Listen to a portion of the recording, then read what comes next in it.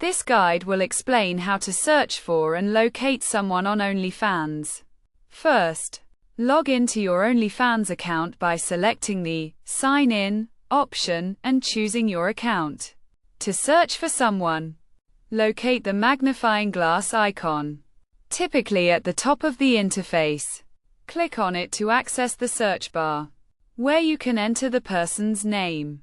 Once you've typed in the name, click the search option, and you will see relevant accounts or posts. From the search results, select the account you wish to view. At this stage, several options are available. To support the creator, you can subscribe to their account by clicking the Subscribe button. You can also favorite their profile by selecting the Favorite option, allowing you to easily access the account later. Additionally, you can send them a direct message by clicking Message, or share their profile through various platforms like email or chat by selecting Share or More. If needed, you can click the three-dot icon to restrict, block, or report the account.